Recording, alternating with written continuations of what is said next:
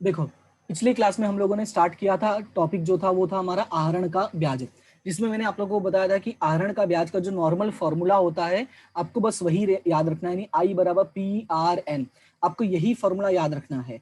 साथ ही साथ मैंने ये बताया था कि आहरण निकालने के दो तरीके होते हैं, एक ऐसा हो जब आहरण वर्ष में सिर्फ एक बार किया हो, ठीक है, इसलिए मैंने क्लियरली लिखा एक बार आहरण, और दूसरा है जो हर महीने आहरण करे तब।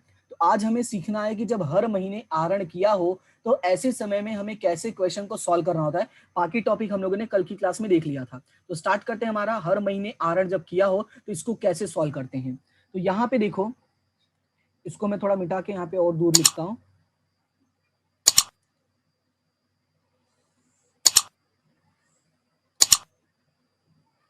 हाँ, ये यहाँ पे ठीक है। तो इसमें हमारा टॉपिक क्या है कि अगर हर महीने आहरण किया हो, देखो अगर हर महीने आहरण किया हो तो हमें कुछ चीजें याद रखनी होंगी। तो क्या है, सबसे पहले वो समझते हैं। देखो, हर महीने आहरण किया हो में हमारा जो पहला क्वेश्चन आएगा, यानी जो पहला पॉइंट हमें समझना है वो ये है कि अगर आहरण महीने की पहली तारीख को किया हो, पहली तारीख को किया हो, मतलब ये है कि जो आहरण है वो कब किया हो, हर महीने की पहली तारीख को। याद रखना है, आहरण महीने की पहली तारीख का मतलब यहाँ पे है हर महीने की पहली तारीख, क्योंकि हमारा टॉपिक क्या है, हर महीने आहरण किया हो तब। अब ऐसे सिचुएशन में हमें कैसे सॉल्व करना होता है क्वेश्चन। तो सबसे पहले मैं आपको कुछ चीजें बता देता हूं कि जो हमारा फॉर्मूला अप्लाई होगा इस वाले में, वो हमारा फॉर्मूला सेम रहेगा, आई बराबर पी आर एन बटे में 100। देखो हमारा फॉर्मूला तो सेम ही रहने वाला है, पी आर एन बटे में 100, लेकिन कुछ चीजें बदल जाएंगी, और वो क्या क्या चीजें बदलने वाली हैं वो देखो। सबसे पहले तो आपका जो पी है वो बदल जाएगा। तो पी बराबर क्या हो जाएगा, तो पी बराबर हो जाएगा यहाँ पे प्रति माह आहरण। क्या हो जाएगा, प्रति माह आहरण। देखो इस वाले में मैंने ऐसा कुछ भी नहीं लिखा है। जब यहाँ पे मैंने फॉर्मूला लिखा था तो यहाँ पे देखो मैंने ऐसा कुछ भी नहीं बताया कि प्रतिमा आहरण है या क्या है, राइट। यहाँ पे जो हमें रकम दिया रहता वही रकम डायरेक्टली हम लोगों ने देखो लिख लिया था, राइट। तो अब यहाँ पे हमें याद क्या रखना है कि प्रति माह आहरण, पी का मतलब क्या है, प्रति माह आहरण, आर का मतलब क्या है, दर। ये तो हमें पता है, जो हमें ब्याज का दर दिया होगा यानी जिसको हम रेट बोलते हैं, जो दिया होगा वही होता है। लेकिन उसके बाद हमारा एन है, एन का मतलब तो देखो हमें पता है समय होता है, लेकिन यहाँ पे जो समय है वो बदल जाएगा। क्यों समय बदल जाएगा, क्योंकि यहाँ पे जो पॉइंट लिखा है वो जो हमें समझना है वो यही है कि हर महीने की पहली तारीख को आहरण किया है। तो जब हर महीने की पहली तारीख को आहरण किया है तो ऐसे सिचुएशन में हमें क्वेश्चन अलग तरीके से सॉल्व करना होता है। हमें ये जो एन होता है यानी समय होता है, ये हमें याद करना पड़ेगा, निकालना पड़ेगा कि इसका समय क्या होगा, क्योंकि यहाँ पे कोई तारीख नहीं लिखा है, बस इतना लिखा है कि हर महीने की पहली तारीख को आहरण किया है। तो सबसे पहले तुम्हें ये पता होना चाहिए कि हर महीने की मतलब जो हमारा वार्षिक हिसाब होता है उसमें कितने महीने होते हैं और कब शुरू होता है कब खत्म होता है। तो वो मैं आपको डेट यहाँ पे लिख देता हूँ। तो हमारा जो वार्षिक हिसाब है वो शुरू कब होता है, 1 अप्रैल को शुरू होता है और खत्म होता है 31 मार्च को। ये आपको याद रखना है कि हमारा जो वार्षिक हिसाब है वो शुरू कब होता है, 1 अप्रैल को शुरू होता है और 31 मार्च को खत्म होता है। ये आपको याद रखना है। अब चलो मान लेते हैं कि जो आहरण है, जिसने ये मान लेते हैं एक राम नाम का लड़का है, ठीक है, राम, एक मिनट। अभी जो राम नाम का है इसने आहरण कब किया है वो देखो, हर महीने की पहली तारीख को आहरण किया है। तो हर महीने की पहली तारीख का मतलब ये हुआ कि पहला महीना तो अप्रैल ही होगा, हमारा वार्षिक हिसाब जो है उसमें हमारा पहला महीना कौन सा होता है, अप्रैल होता है। अप्रैल का मतलब ये हुआ कि पहला आहरण किया होगा 1/4 को, ठीक है। जब पहला आहरण 1/4 को किया होगा तो मेरा क्वेश्चन ये है कि ये कितने महीने का ब्याज चुकाएगा। आपको याद ये रखना है कि जब भी मैं पूछता हूं कि कितने महीने का ब्याज चुकाएगा तो याद रखना है जब आहरण किया हो उस तारीख से लेके हमें कहाँ जाना होता है, हमें जाना होता है 31 मार्च तक। तो अब जोड़ के मुझे बताओ कि 1 अप्रैल से लेके 31 मार्च में कितने महीने हो जाएंगे। तो हमारा जब 1 अप्रैल को आहरण किया होगा तो इसका मतलब ये हुआ इस वाले आहरण पर उसे कितने महीने का ब्याज चुकाना पड़ेगा, 12 महीने का उसे ब्याज चुकाना पड़ेगा। ठीक है, क्योंकि महीने की पहली तारीख को है। फिर उसके बाद अगर अगले महीने की पहली तारीख को आहरण करता है, अगले महीने की मतलब 1 मई को अगर आहरण करता है तो कितने महीने का ब्याज चुकाना पड़ेगा। तो 1 मई को अगर आहरण करता है तो सेम वही करना है, 1 मई से लेके हमें 31 मार्च तक जाना है। तो सिंपल देखो 1 महीना कम हो गया है यहाँ पे, 1 महीना देखो यहाँ पे बढ़ गया तो मतलब 1 महीना यहाँ पे क्या हो जाएगा, कम हो जाएगा। या जोड़ लो, मई से लेके मार्च तक जाओ, मई जून जुलाई अगस्त सितंबर अक्टूबर नवंबर दिसंबर जनवरी फरवरी मार्च, ठीक है, 3 3 6 3 9 2 11 महीने हो जाएंगे। तो यहाँ पे हमारा हो जाएगा 11 महीना। ठीक है, फिर उसी तरह से हमारा अगला होगा 1 जून को, तो 1 जून को जो आहरण होगा वो हो जाएगा 10 महीना। फिर 1 जुलाई कितना हो जाएगा, 9 महीना। इसी तरह से हम पूरा लिखते जाते हैं, 1 अगस्त, 1 सितंबर, 1 अक्टूबर, 1 नवंबर, 1 दिसंबर, 1 जनवरी, 1 फरवरी और 1 मार्च। इस तरह से उसने हर महीने यानी 12 बार आहरण किया है और 12 महीने के हमने हिसाब किए। तो इस वाले में वो कितने महीने का चुका रहा है, 11 महीने का, इधर वाले में 10, फिर 9, फिर 8। तो यहाँ पे एक एक कम होता जाएगा, 8, 7, 6, 5, 4, 3, 2 और 1। अगर यहाँ पे ध्यान दोगे तो जब वो 1 मार्च को आहरण किया होगा तो उसका वार्षिक हिसाब कब खत्म होता है, 31 मार्च को ही खत्म होता है। तो 1 मार्च से लेके 31 मार्च तक का कितना महीना होता है, एक ही महीना होता है। तो इस तरह से तुम्हें क्या करना पड़ेगा, पूरा निकालना पड़ेगा। तो यहाँ पे अगर तुम टोटल अप करते हो तो इसका टोटल करके चेक करो कितना आ रहा है। ठीक है, यहाँ से पूरा 12 से लेके 1 तक का टोटल करके मुझे बताओ कितना हो रहा है। तो इन सभी महीनों का जब तुम टोटल करोगे तो इन महीनों का जो टोटल है वो आएगा 78 मंथ। तो मैं ऊपर नहीं, नीचे नहीं लिख रहा हूं, ठीक है, मैं ऊपर ही लिख दे रहा हूं ताकि तुम्हें क्लियरली दिखाई दे। तो यहाँ पे टोटल जो है वो कितना हो जाएगा, 78 मंथ हो जाएगा। मतलब ये हुआ कि आपका 78 महीना हो जाएगा। कितना हो जाएगा, 78 महीना। ठीक है, तो इस तरह से तुम जब टोटल करोगे तो तुम्हारा कितना आएगा, 78 मंथ आएगा, यानी 78 महीना आएगा। अब इस बात को समझो, ये मैंने टोटल क्यों किया, 78 महीने मैंने क्यों निकाले। उसका रीजन ये था कि इसने जो आहरण किया था वो क्या किया था, हर महीने किया था। और एक चीज याद रखना है कि ये जो हर महीने आहरण करता है, यहाँ पे जो सबसे मेन पॉइंट है जिसको तुम नोट बना लो, ठीक है, नोट के तौर पे लिखोगे क्या, कि हर महीने का आहरण, हर महीने का आहरण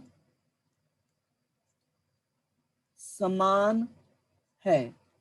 ठीक है, या यूं समझो कि अगर हर महीने का आहरण अगर समान नहीं होगा तो ये तुम मेथड इस्तेमाल नहीं कर सकते हो। इसमें हर महीने का आहरण सेम है। मान लो जैसे 500 रुपए का आहरण करता है तो हर महीने इसने 500 रुपए का आहरण किया है। ठीक है, हर महीने 500 रुपए का आहरण किया है। तो अब देखो, अगर हर महीने 500 रुपए का आहरण किया तो अब तुम ब्याज निकालने जाओगे तो तुम्हें 12 बार ब्याज निकालना पड़ेगा। तो हम 12 बार ब्याज निकालने से अच्छा है हम कुछ ऐसा करते हैं कि हमें एक ही बार ब्याज निकालना पड़े। तो हमने क्या किया कि जब रकम सेम है तो हम क्या करते हैं, महीने का टोटल कर लेते हैं। तो इस तरह से हम महीने का क्या कर लेते हैं, टोटल कर लेते हैं। और ये वाला टोटल कब काम आएगा, जब याद रखना महीने की पहली तारीख हो। तो यहाँ पे मैं लिख देता हूं, हर महीने की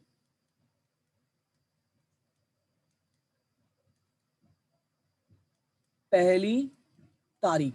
ठीक है, जब हर महीने की पहली तारीख होगी तो आपका जो टोटल महीने का आएगा वो कितना आएगा, 78 मंथ आएगा। ये याद रखना है। मतलब ये हुआ कि जब हम फॉर्मूला लगाएंगे, क्वेश्चन सॉल्व करेंगे, तो यहाँ पे n के बदले में यहाँ पे हम लिखेंगे 78/12, क्योंकि साल में कितने महीने होते हैं आपके, 12 महीने होते हैं, इसलिए डिवाइड बाय 12 करना पड़ता है। लेकिन ये कब करोगे, जब लिखा होगा महीने की पहली तारीख को। ये तो मैंने एक समझाया।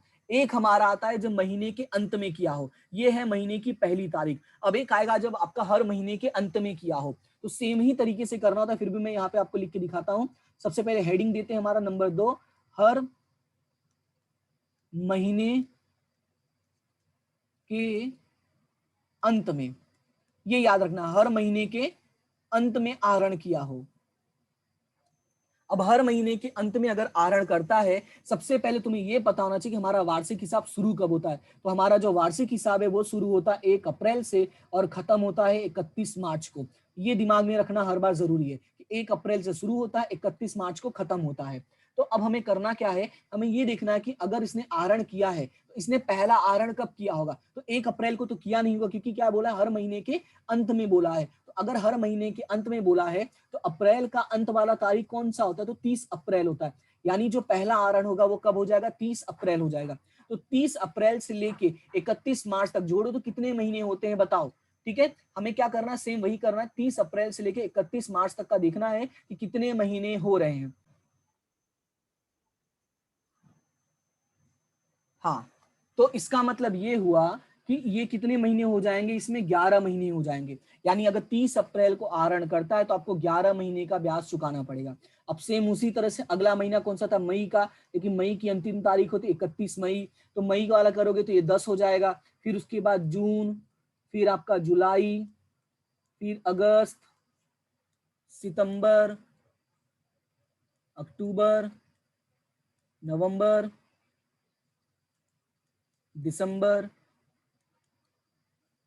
जनवरी, और ये फरवरी में या तो 28 होगा या तो 29 होगा। ठीक है, फरवरी, और ये हो गया आपका 31 मार्च। तो अब इस तरह से पूरा जोड़ोगे तो यहाँ पे कितना हो जाएगा, 10, 9, 8, 7, 6, 5, 4, 3, 2, 1, और यहाँ पे क्या हो जाएगा, 0। यहाँ पे 0 क्यों होगा, क्योंकि जब तुमने 31 मार्च को आहरण किया है तो 31 मार्च तक का ही तो हमारा हिसाब होता है, तो ये एक दिन का ब्याज थोड़ी लगेगा, यानी सिर्फ उसी दिन का ब्याज नहीं लगेगा, तो ये हो जाएगा 0। अब इसका जब हम टोटल करेंगे तो देखो कितना महीना आता है, इसका टोटल करोगे तो आएगा 66 मंथ आएगा। ठीक है, इसका टोटल करोगे तो कितना हो जाएगा, 66 मंथ हो जाएगा। इसका मतलब ये हुआ कि जब सवाल में हमें बोला होगा कि हर महीने के अंत में आहरण किया है तो जो टोटल हमारा आएगा वो 66 मंथ आएगा। हमें एन बराबर लिखना है 66 मंथ। तो अब ये देखो, ये है आपका पूरा एक्सप्लेनेशन। अब इसको मैं शॉर्ट में लिख देता हूं, जो तुम्हें मेन याद रखना है। मेन जो तुम्हें याद रखना है, दो चीजें याद रखनी है। ठीक है, नंबर 1, अगर हर महीने के प्रारंभ में किया हो, हर महीने के प्रारंभ में किया हो क्या, आहरण। ठीक है, तो जो हमें महीना लेना है वो लेना है 78/12। और दूसरा ये याद रखना है कि अगर हर महीने के अंत में किया हो तो हमें लेना है 66/12। देखो, एक्सप्लेनेशन मैंने तुम्हें बता दिया कि ये 66 कैसे आया, ये 78 कैसे आया। ये इसलिए बता दिया ताकि तुम्हें कभी कंफ्यूजन ना रहे। अगर मान लो कभी भूल जाते हो तो तुम खुद से गणना करके तुम निकाल पाओ कि कैसे क्या होता है, और कोई कभी पूछ ले तो तुम्हें कोई कंफ्यूजन ना रहे। रीजन तुम्हें पता होना चाहिए कि 78 कैसे आया और ये 66 कैसे आया। ठीक है, तो अभी इसमें किसी को कोई डाउट है तो बताओ। तो देखो, इसका प्रैक्टिकल क्वेश्चन मैं तुम्हें बता देता हूं एग्जाम में कैसे क्वेश्चन लिख कर आएगा। ठीक है, तो सबसे पहले क्वेश्चन नंबर 1, देखो क्वेश्चन में क्या लिखा रहता है, जैसे कोई भी नाम मान लेते, जैसे हमारे जो सवाल में लिखा गया उसमें लिखा है हिरल प्रति मास के प्रारंभ में ₹500 का आहरण करती है। उसके बाद लिखा है जो दर है वो है 10%। ठीक है, तुम्हें बताना है कि आहरण का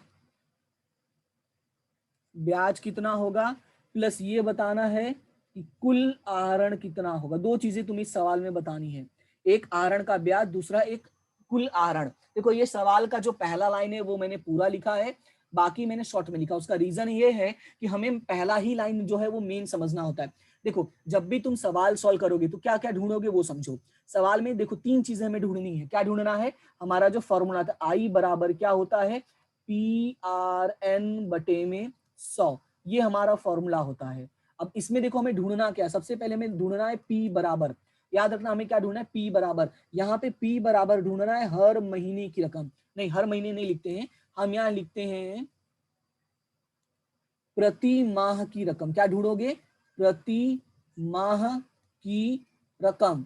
ये वाला कब ढूंढोगे, जब लिखा हो सवाल में कि प्रति मास के प्रारंभ में ऐसा कुछ। ठीक है, प्रारंभ में, अंत में ऐसा कुछ लिखा हो तो तुम क्या ढूंढोगे कि प्रति माह की रकम क्या है। ये पहला पॉइंट हो गया।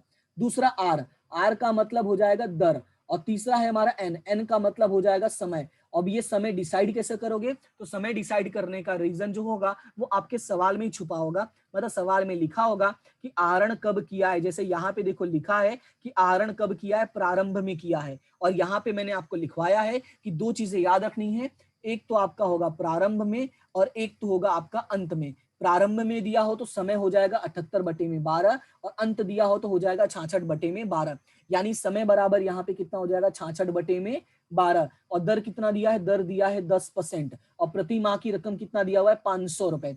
तो अब हमें इसका क्या करना है, फॉर्मूला में इसको रखना है बस। तो आई बराबर PRN/100। तो P की वैल्यू कितनी है 500, R की वैल्यू कितनी है 10, N की वैल्यू कितनी है 66/12, और N ये दो जो परसेंटेज होता है उसके डिवाइड में क्या लिखते हैं हम 10 लिखते हैं, ठीक है। परसेंटेज मतलब 10/100 हो जाएगा। अब बस हमें क्या करना है, इसको सॉल्व कर लेना है। अब जब आप इसको सॉल्व करते हो तो ये आ जाएगा 325 रुपए। कितना आ जाएगा 325 रुपए। इसका मतलब ये हुआ कि ये जो हीरल है इसने जो आहरण किया है उस पे आहरण का जो ब्याज है, क्या उस पे जो आहरण का ब्याज है, अच्छा अच्छा अच्छा, सॉरी सॉरी सॉरी, प्रतिमा का प्रारंभ है। Very good very good very good, ये मैं अंत वाला लिख दिया था, शाबाश। वेट वेट वेट वेट, तो यहाँ पे क्या हो जाएगा, ये 78/12। हाँ देखो अभी ये मैंने मिस्टेक किया कि नहीं, मैंने क्या कर दिया यहाँ पे, ये प्रारंभ मैंने पढ़ा लेकिन मैंने लिख दिया यहाँ पे अंत का। तो आपको वो याद रखना, क्योंकि मैं ये बता रहा था प्रारंभ और अंत बार बार, इसलिए मैंने अंत का लिख दिया। लेकिन तुम्हें याद रखना है कि जैसा हम सवाल में लिखा हमें उसके अकॉर्डिंग ही लिखना है, ठीक है। तो यहाँ पे जब प्रारंभ लिखा तो यहाँ पे क्या हो जाएगा 78/12। तो यहाँ पे गुड़े करोगे 78/12, ठीक है। तो जब गुड़े करोगे 78/12 तो अमाउंट जो है वो सेम ही आएगा, ठीक है 325, क्योंकि कैलकुलेशन मैंने 78/12 ही किया, बट अमाउंट ये जो लिखा था मैंने वो लिख दिया था आपका 66। तो ये आपको याद रखना है। तो यहाँ पे आपका क्या मिल जाएगा, आहरण का ब्याज। तो इस तरह से आपको पूरा ध्यान लगा के सॉल्व करना है। तीन चीजें ढूंढनी है, क्या क्या ढूंढना है, पी ढूंढना है, और पी होना चाहिए प्रति माह की रकम, आर ढूंढना है और एन ढूंढना है। ये जो एन होगा वो किसके अकॉर्डिंग होगा, हमारे क्वेश्चन के अकॉर्डिंग।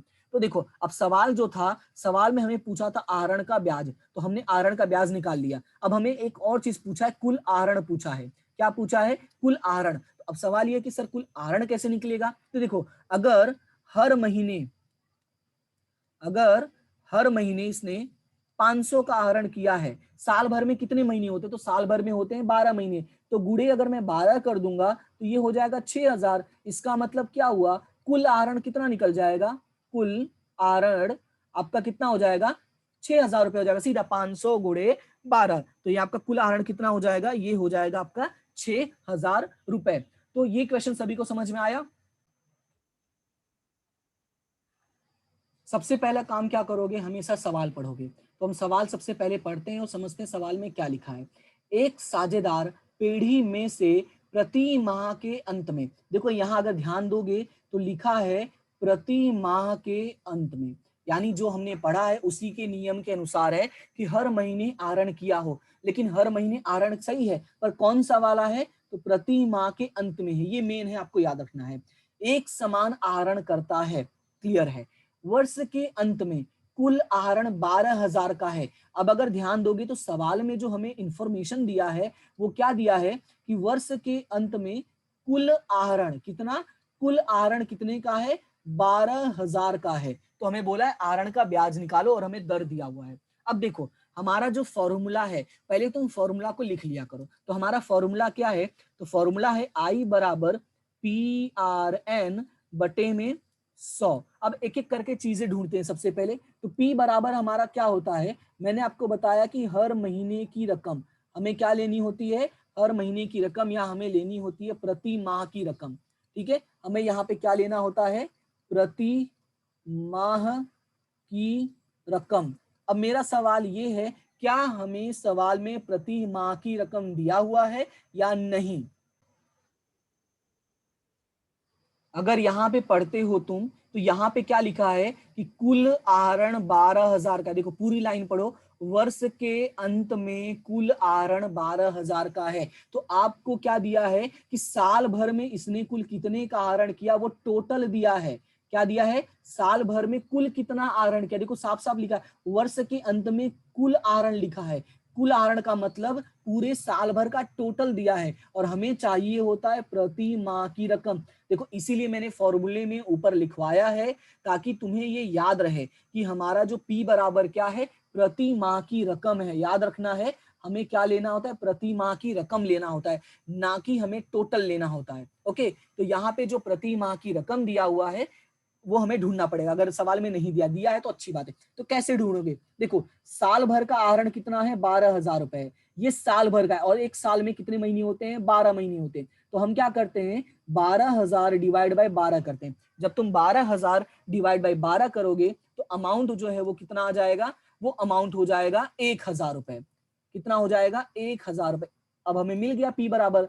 अब अगला काम है R, तो R हमें सवाल में दिया है 12%, तो R बराबर कितना हो जाएगा, 12%। उसके बाद हमारा N होता है, तो N हम कैसे डिसाइड करते हैं, वो डिसाइड करते हैं कि हमें सवाल में क्या लिखा है। तो यहाँ पे देखो सवाल में लिखा है अंत में, ठीक है, यहाँ पे देखो क्या लिखा है, सवाल में लिखा है अंत में। तो जब अंत में लिखा है तो इसका मतलब हमें कितना महीना लेना है, हमें लेना है 66/12। ये तीन चीजें तुम्हें सवाल में ढूंढनी है। उसके बाद बस फॉर्मूला में रख दो, कैल्सी का इस्तेमाल करना है। P बराबर 1,000 मिल गया, R का मतलब हो गया 12%, ये हो गया गुणे 66/12। ये परसेंटेज के बदले में तुम चाहो तो यहाँ पे लिख सकते हो 12/100, ठीक है, क्योंकि मेरे पास कैल्सी है तो मैं 12% डायरेक्टली कर सकता हूँ, बट एग्जाम में तुम ऐसे ही दिखाओ तो ज्यादा अच्छा है। ठीक है, 12/100 गुणे 66/12। अब इसको अगर सॉल्व करते हो तो ये 12 कैंसिल हो गया, और ये 20 कैंसिल हो गया, तो ये आ जाएगा 660 रुपए।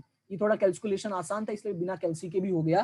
तो यहाँ पे रकम कितना आ जाएगा, 660 रुपए। यानी कि हमारा जो आंसर है वो कितना आ गया, आहरण का ब्याज जो है वो कितना आ जाएगा, 660 रुपए। अब देखो ये सवाल बताने का मेरा मेन रीजन क्या था, कि तुम्हें पता होना जरूरी है कि हमें सवाल में यही ढूंढना है, प्रति माह की रकम, लेकिन वो हमें कंफ्यूज करने के लिए कुल आहरण दिया रहेगा। एग्जाम में ये वाला जो क्वेश्चन है ये मोस्ट आईएमपी है, क्योंकि ये बहुत बार पूछा गया है। ठीक है, कई बार ये क्वेश्चन हमें एग्जाम में पूछा गया है। हमें क्या कहता है, रकम बदल देता है, कम ज्यादा कर देता है, लेकिन ये वाला पॉइंट कई बार आया है कि कुल आहरण इतना है, अंत में इतना, तो ब्याज बताओ। तो हमें याद रखना है कि तीन चीजें ढूंढनी है, और मेन याद रखना है कि प्रति माह की रकम ही लेनी होती है। तो अब किसी को भी आहरण के ब्याज में कोई भी डाउट है तो पूछो।